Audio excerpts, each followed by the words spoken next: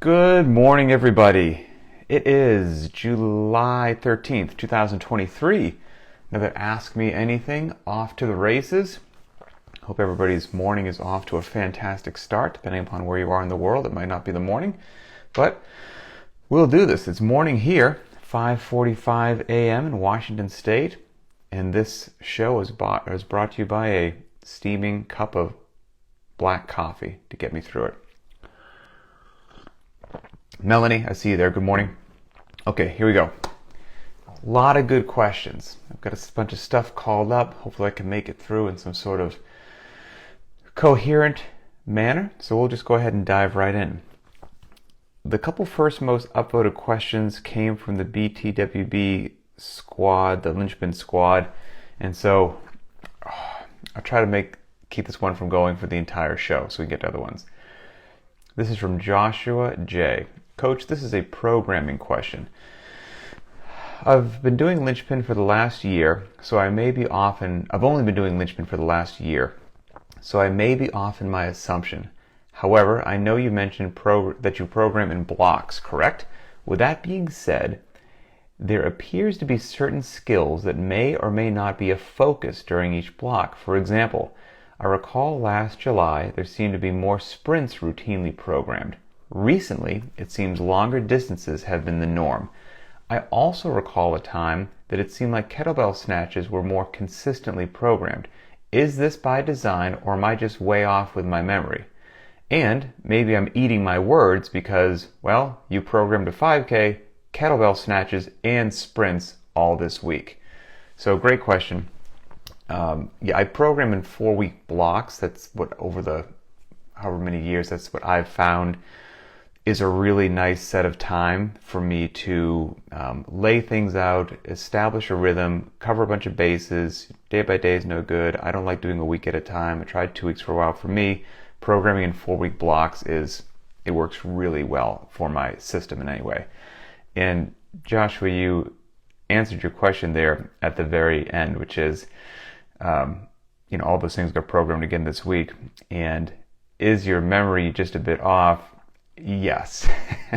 So to answer your question in a short manner, no, each block does not have a different focus where we're going to sprint a little bit more in this block.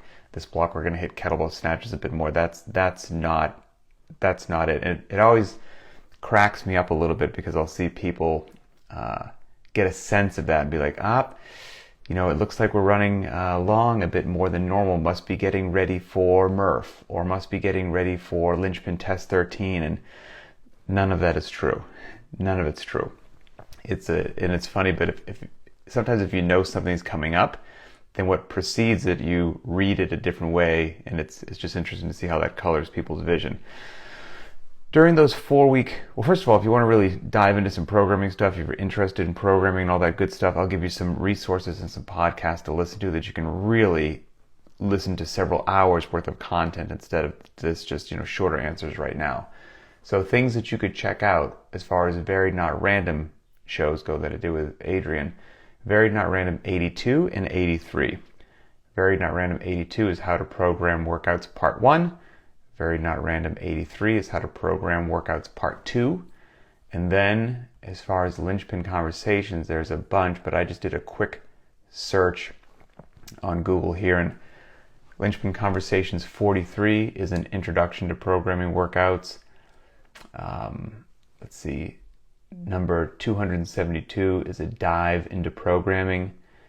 Linchpin Conversations number 125 is on periodization, strength cycles, and more. So I think a lot of those topics you might enjoy. During those 4-week blocks, I don't, focus on, okay, we're going to do a bunch of kettlebell snatches this 4-week block, or we're going to sprint a bit more. This is me trying to figure this out without derailing the whole show, not getting into any of the questions. I'll give you an example of how this goes, and I'll do it with one movement, and then I'll let you know that we played this game with every single movement, loading, rep range, and all that good stuff. So let's say I'm going to start a new 4-week block of training, and it's a blank slate. The first thing that I'll go do to get a sense of where we've been is I'll work backwards and I'll work backwards on two specific things: classic heavy days and heavy days at a high heart rate, specifically those two.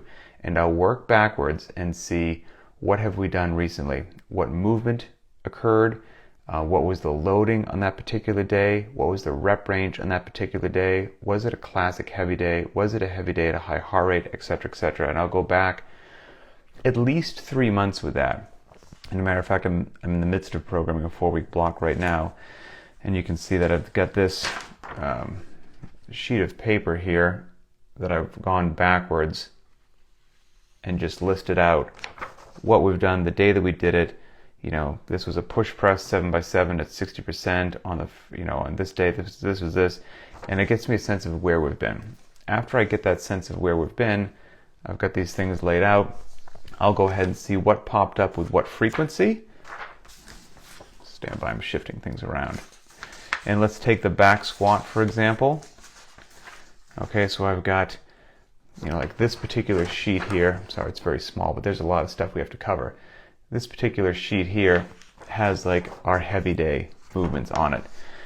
Back squat, front squat, overhead squat, squat clean, deadlift, clean and jerk, power clean, all the different variations of snatches, from squat snatch to power snatch to hang power snatch to hang squat snatch to your press to your push press to your push jerk to your split jerk.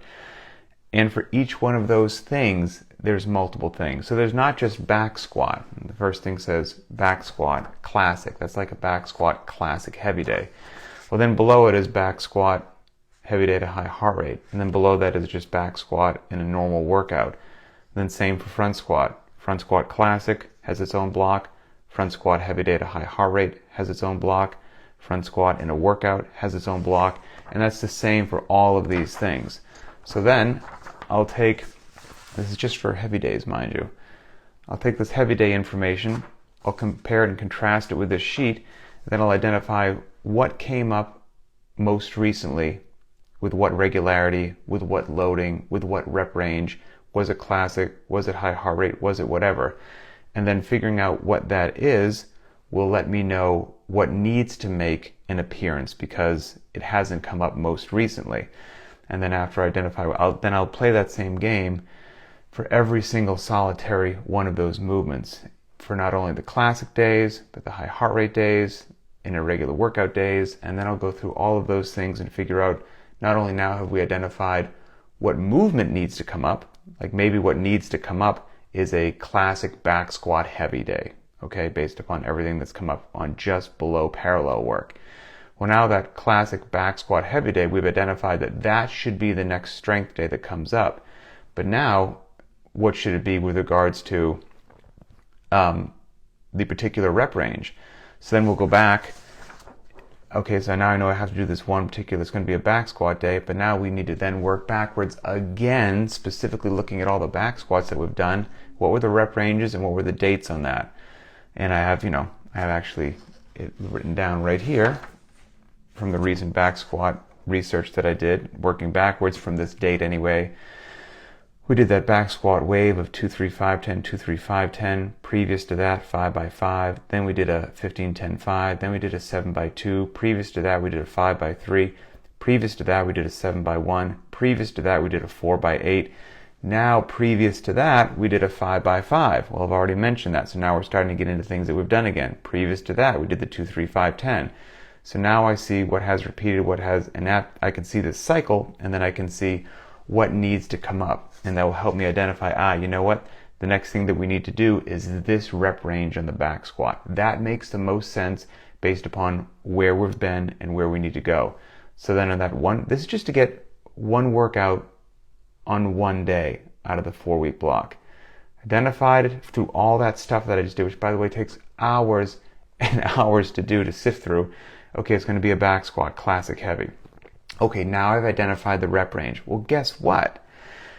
Just because what I just did right there identified that rep range, it may or may not still be the ideal thing for that day. Maybe we put it in on a Tuesday of the first week of the new 4-week block. Well, then you've got to go back and look at what has really occurred and make sure that there's not some little degree of interference that I missed, or something that we did that was similar that maybe was too close. So for example, if let's say that I just, all the research led me to, instead of a back squat, it should be a front squat 7x1 that day. That's what needs to occur. You're like, great. But then as it turns out, the previous week we did a EMOM of squat cleans. And I was like, squat clean is a different movement than a front squat. It's got a different category here, because it's an Olympic lift compared to one of the slower lifts, etc., but it's still a heavy squat. It's still in the front rack position. And so even though the front squat needed to come up, well, we did the squat clean the week before. That's too similar, potentially. Sometimes it might make sense to do it, but potentially. So, okay, we'll now negate that. And what was the next highest level priority squat that needed to occur? Okay, that's the back squat. We're going to do that. So even after the data, the analysis, and the research leads you to a certain conclusion, there's still a human element of the coach and the programmer that needs to look back with the eyes and brain that you've developed and see, does that actually truly make sense on that day? And if it does, great, it stays. And then that same process that I just mentioned right there, that occurs for every single one of these lifts and movements, which is a ton. So it takes a very long time to figure out what's going on that doesn't come up too frequently, or not frequently enough. Then the rep range and all that stuff, that's just for the heavy lifts. Well, then that will occur also for things such as pull-ups or midline work.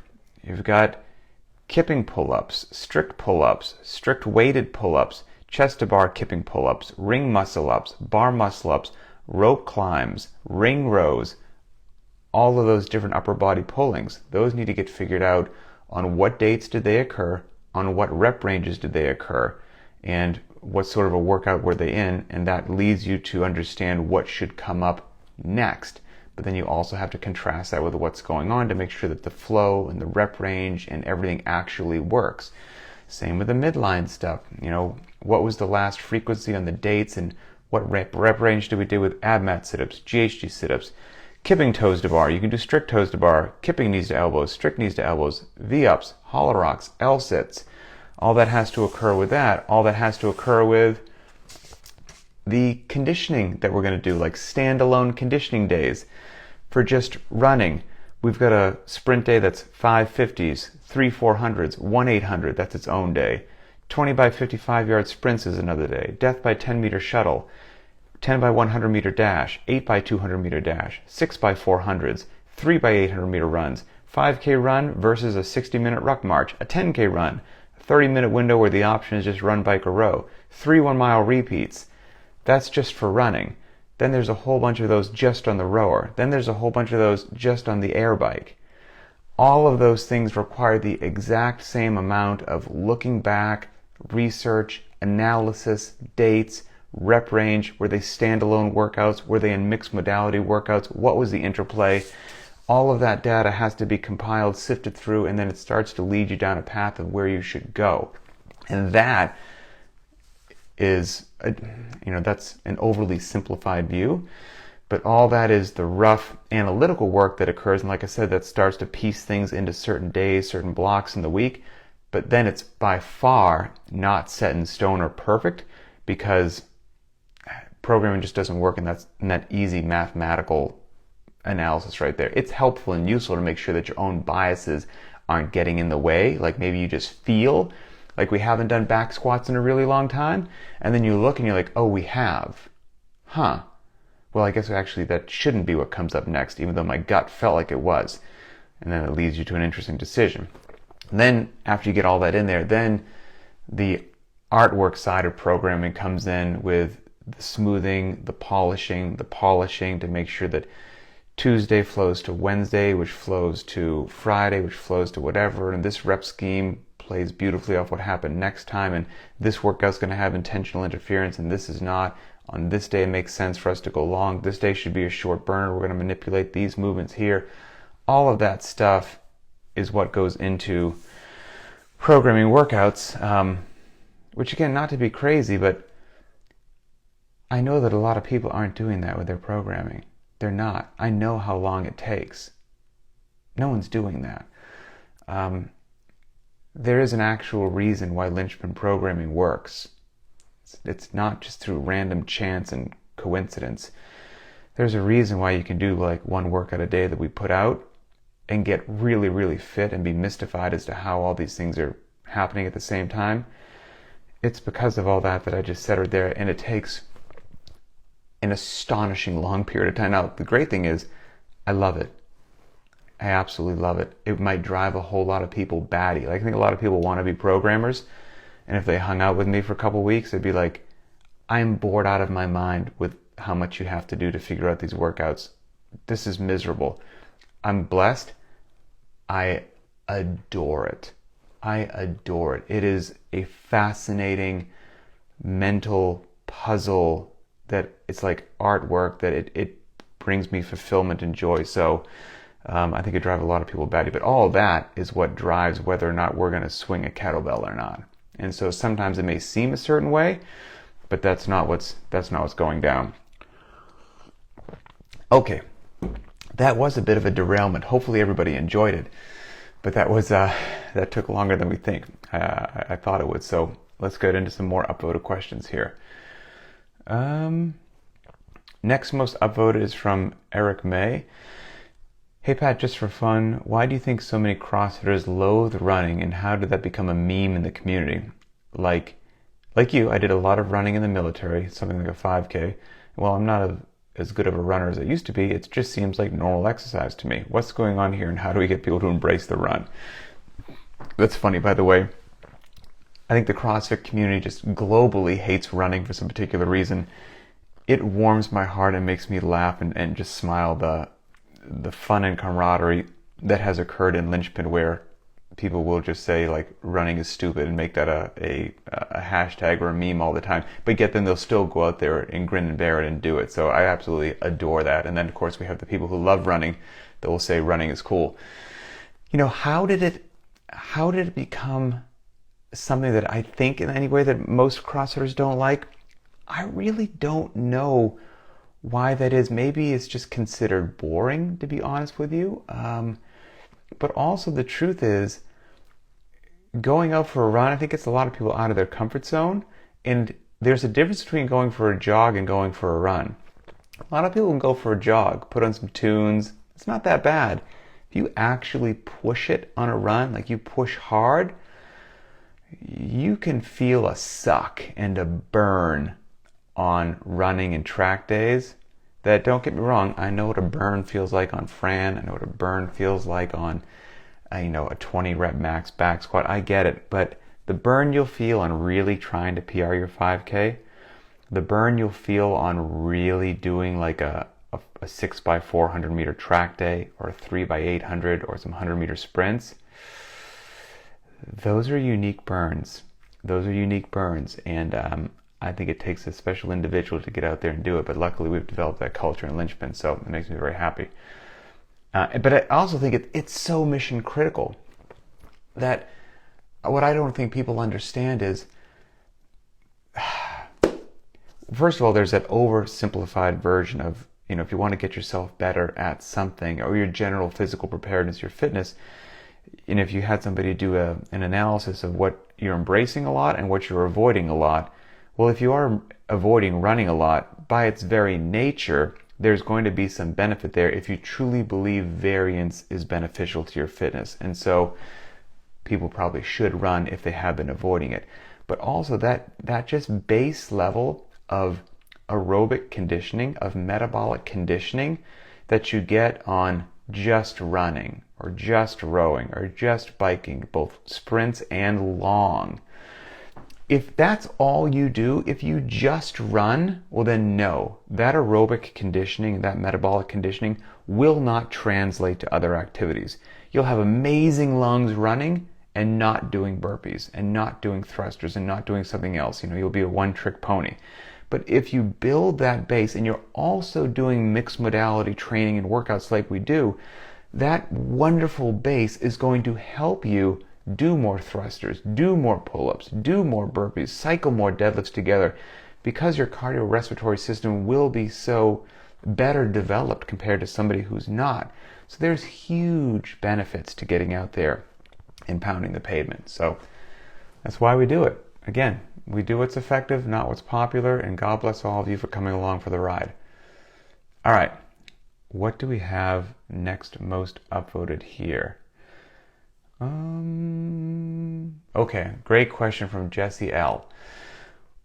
When I'm only able to be a part of the limited equipment or the no equipment crew, and the limited equipment, for anyone who doesn't follow Lynchman, that's the dumbbell option. So if you're only able to be a part of the dumbbell option, probably forever, how can I continue to build my strength when I'm unable to add more weight, especially on strength training days? Great question. So let's see. If all you have is dumbbells, and that's just all you're ever going to have for whatever particular reason, you live in an apartment in New York City and there's not going to be a squat rack, there's not going to be barbells, it is what it is. There's tons and tons of stories. You don't have to believe me, but just take this question that you posted in the AMA group and just post it in the regular Facebook group, or as a normal question, post in the BTWB Lynchman squad as a normal question, and ask people for their experience of using the dumbbell option, and then if their life changed in some way, shape, or form, and they found a barbell in their hands, even like a year or two later after only doing dumbbells, what were their experiences like? And that way, you don't have to think that I'm biased. You will hear a tremendous amount of stories of one of two things. Either, geez, I can't believe the fact that I didn't touch a barbell for 2 years, and I just had this pair of 50-pound dumbbells or this pair of 35s, did the limited equipment option, and I didn't lose any strength. That's really crazy. Or I lost a small fraction of my 1 rep max back squat, which seems really weird because I've only been squatting these dumbbells. Or some people actually touched lifts again and things actually got better. So my short answer to you is, if that's all you've got is the dumbbells, yes, it would be better on a 7x1 back squat day and a 7x1 deadlift day if you had a barbell and you could load that up and really get near that maximal effort on that day. Absolutely, I'd be lying to you if I said anything else. But I think you will be able to maintain and develop a tremendous amount of real world, usable, functional strength just with those dumbbells, that you will not face anything in life that you will not be prepared for. Now, if your goal is to compete in a powerlifting competition, then yeah, you're going to fall short. But if you just want to be like a ferocious beast of fitness and all you have is the programming and a pair of dumbbells, you are utterly and completely good to go. Now, in an ideal world, and it would depend upon your finances, but I'm assuming maybe you just don't have a lot of space, it's going to be dumbbells, period, end of story. Again, maybe that apartment in New York City. If you could save up a little bit and maybe start to increase your selection of dumbbells, that would be really cool. So if you could buy a heavier set, awesome, because then that would give you some freedom on different days where you're doing dumbbell squats or single leg stiff-legged deadlifts or bent over rows or walking lunges or whatever it happened to be, and you wanted to increase the loading so that it hits your body, that you're doing a smaller number of repetitions per set due to the increased loading. That would be really cool. So even if you could just buy one more set of dumbbells that were heavier, awesome. And maybe when you did start to develop some capacity with those, maybe you can get one more set. That's super cool. Or you can get an adjustable weight set of dumbbells or something like that if space is an issue. But even if you just have a single set, it's going to treat you quite well. But I would try to get a second set if that you think is going to be all you're going to have for the rest of your life. Then that'd be fantastic. Because I'll tell you what, there's things that I grab the 50-pound dumbbells a lot. I've got a pair of 65s out in the garage that I'll grab every now and then if I'm doing dumbbell bench press, as a substitute for going overhead, because I've got such terrible shoulders from the military and motorcycle wrecks that I'll use a slightly heavier set of dumbbells for a dumbbell bench. And I'll use those dumbbells every now and then for a lunge to make it like a heavy lunge if I'm modifying something on a day like that. But then I'll also grab the lighter set. If you're talking to me about a set of Bulgarian split squats, I'm not grabbing the 50s. I'm grabbing the 35s, and they're going to smoke check me. And so a selection of dumbbells is a very nice thing to have. Okay, let's see. What's one of the next most upvoted? Okay, from Meg S. If you don't have access to a machine or you can't get out there and run, is there a ratio you'd recommend to substitute another form of cardio like burpees, single unders, or double unders? Okay, great question. So, yes, you can. And I wouldn't go with so much as a single number. I'm personally not a big fan of the single under or double under substitution in place of running. Like, let's say you're going to do 4 rounds of a workout. Each round had a 400-meter run. You can't get out there and run, so you're looking to do something in place of each one of those 400-meter runs. Depending upon the amount of volume that your body can tolerate, you could most certainly do single unders or double unders, but that's going to come out to a really high amount of volume, and it just might strain somebody's Achilles or calf or get them, hit them just in a weird way. But if you're up for that amount of volume, you can certainly do it. What I would do is I would think of, if you were doing a bit of experimentation, if you were going to go out on a 400-meter run, how long would that take you? And let's just say, for simple math, it's 2 minutes. You might be a bit faster, you might be a bit slower. And then I would just do, if you wanted to, double unders or single unders, look at a clock and just do them for 2 minutes. That's it. You'll have some breaks in there, you'll have some trips, obviously. Just restart when you can, but do as many attempts and reps as you can in that 2-minute window and consider that good to go.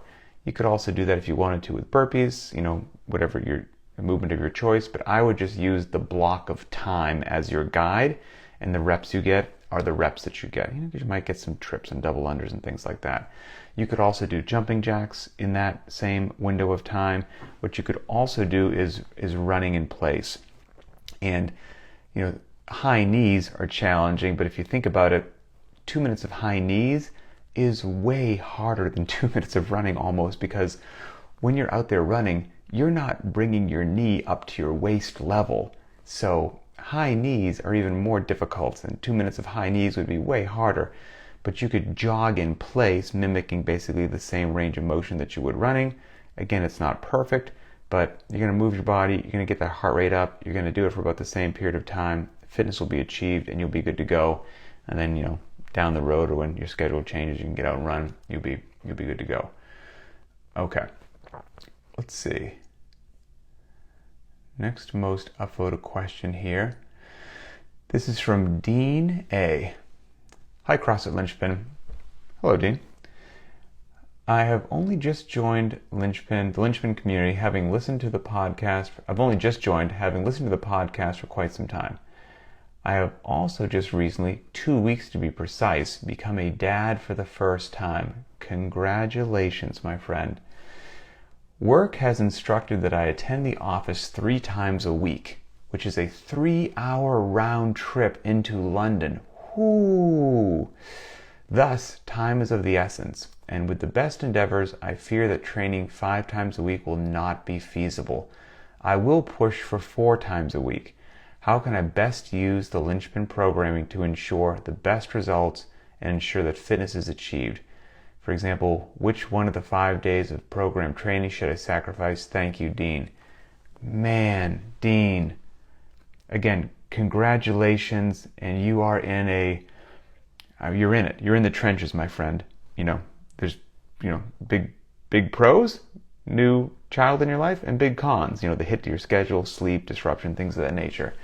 But the fact that you are not giving up on your fitness, the fact that you are still going to try to find a way, puts you in an awesome elite category of people with discipline and motivation, and you are winning. So first of all, please know that no matter what happens, no matter if you miss an extra workout that week, don't get down on yourself. You are winning because you're still going to try to maintain your fitness.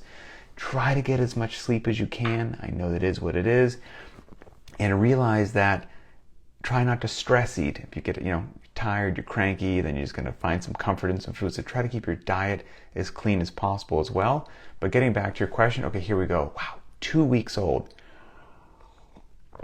First of all, there's a couple resources that I can give you to listen to as well, maybe during those long commutes to London. Holy cow. So you got to go to the office 3 times a week into London, and it's a 3-hour round trip. Man. Well, some podcasts to listen to. A conversation that I just did recently, like last week, or maybe it was this Tuesday. Linchpin Conversations number 378. That was with a Linchpin member by the name of Michael A. And it's entitled Staying Fit with a 12-Week-Old Baby. So Michael's only 10 weeks ahead of you, and he's in the trenches as well. And this is child number 2 for him, and he talks about his lessons learned from child number 1 and trying to maintain fitness, which didn't happen, and now child number 2 and how he has a different plan. So again, that was Linchpin Conversations 378, Staying Fit with a 12-Week-Old Baby. Then there are 2 Very Not Randoms that I would recommend that you listen to. Episode 2 and episode 67. Episode 2 of Very Not Random is tips and tricks to help new parents maintain their fitness. And then 67 is fitness as a parent with a 1-year-old toddler. And so that's just when my daughter was very young. And then we did another one when she was 1 year old. Right now she's 2, and somehow we've survived. So, all right, let me get back to your question here. Let's say that you said you're going to try to go for 4 days of training a week. First of all, I think you can get so much done with 4 days. I think you'll be great. I think you'll be fine, and your body might actually feel really good with 3 rest days. Depending upon how much time that you have, because I have personally found sometimes with children that I may not get an hour. But if you can get an hour every day in the gym and you can get in there 4 days a week, that's it. You've won. You've won at life. You won't shortchange anything. If that much time is unrealistic, then out of those 4 days, what I would try to do is if you can get in 4 days in the gym, if one of those days a week can be an hour and the other 3 days can be 30 minutes. Okay, so that's still 4 days of training. One day you're going to sneak in for an hour, the other 3 days for 30 minutes. Again, you've won. What I would do on that 1 hour day, that's when I would do my heavy day for the week. So as you look at your training, whether it's going to be 5 days a week, 4 days a week, or 3 days a week, in an ideal world, and you know that you have to not do all of the programmed Linchpin workouts, I would try to get in the heavy day once a week. Okay, so try to get that in. Grab that one. And then if you have 2 or 3 other days that you're going to be able to work out that week, take a look at the week's workouts and look at the upcoming week's workouts. And I would try to pick, if you can have a sense of this from a programming mind, check out what we have going on. For variance, maybe there's a day, look at what's going below parallel, look at what's going overhead, look at when we're pulling from the ground. And if you could cover those bases by picking and choosing the workouts, great. Every now and then, something might get neglected, because you've got a brand new baby and you had to miss a workout. You know what? You didn't get to pull from the ground this week, or you didn't get to do an overhead, you didn't get to do whatever. You're going to be okay. Okay, you're going to be okay. You could also take a step back and look at loadings from light to moderate to heavy and try to cover your bases there. You could look at, okay, I'm getting in a heavy day. I'm getting in this other day here, which has, a power clean, pull-ups and burpees in it, mixed modality day. I'm going to get in a run on this day. Is there a day that's just body weight movements? And try to actually, have a nice variety in what you're doing in there as well.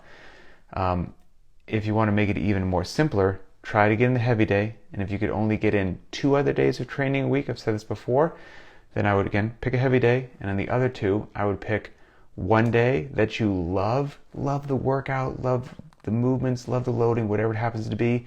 It's going to make you smile. Even if you're tired, you can get yourself into the gym and do it because this workout puts a grin on your face and it's awesome. And then on another day, pick a workout that kind of gets you out of your comfort zone and has some things that maybe you consider weaknesses, and it'll be good for you in the long run. So that's it. And don't underestimate the power of the limited equipment option, the dumbbells. There was many a time that I just had dumbbells sitting in my living room, and while my daughter was doing whatever, throwing a hand grenade into my schedule, I would do a set of something. I might just do a set of 10 thrusters, set the dumbbells down, do whatever she needs to do. 5, 6, 7 minutes might go by, and then I had a minute of free time, and I go back. I do another set of dumbbell thrusters, and then I'm with her for 10 minutes, and then I get another 1 minute window. I do another set of thrusters, or I do a plank hold, or I do single leg stiff-legged deadlifts, or I do glute bridges, or I do bent over rows, or I do dumbbell swings instead of kettlebell swings, or I just do burpees, or I do dumbbell burpees, dumbbell power cleans, dumbbell power clean and jerks, floor press. You can do so much as long as you're just still in the game making it happen. And so I think you're on a great path, and I think you're going to be just fine. But also lean on the linchpin community, my friend, because you are in the trenches. And your baby right now that's 2 weeks old, in the first 2 weeks, babies are mostly sleeping at that period of time. And so you don't know, much like we didn't know, are you going to have a baby that's kind of chill or a baby that's a Tasmanian devil? And my wife and I, our daughter's a Tasmanian devil, but we didn't know that for the first however many weeks of her life, when babies are just mostly sleeping all day long. We're like, this new baby's totally chill. This is going to be easy. It's not going to disrupt our schedule. And then she got out of the napping all the time phase and basically walked into our lives with a flamethrower and just lit everything up, and everything changed. So that being said, things do start to get hectic. Don't underestimate the power of just a set of dumbbells sitting in the living room, and lean on the linchpin community, my friend. Post in the private Facebook group, post for support, post for help, post for ideas. Same in the linchpin BTWB squads feature. That's what having a community is for, so that all of us can link arms and march forward together. So yes, that's that. Fantastic questions, everybody. And in the whole real life thing, I've got the baby monitor right here. I'm living that life right now, and you can see it, and maybe not. There's my little girl messing around in her crib. She has taken her sleep sack off, and that is my cue that she's ready for Dad to come in there and grab her. So we're all living this life together. So hey, linchpin, in all honesty, all of you are awesome. You give a purpose to my life that's bigger than you probably realize, and I don't take that for granted. It's an absolutely, it's an honor to serve you and be part of the community. So have a great, there's Dean watching right now. Thank you so much for such a comprehensive answer. Very much appreciated. Hang in there, my friend. All right, have a great day, and we'll talk later.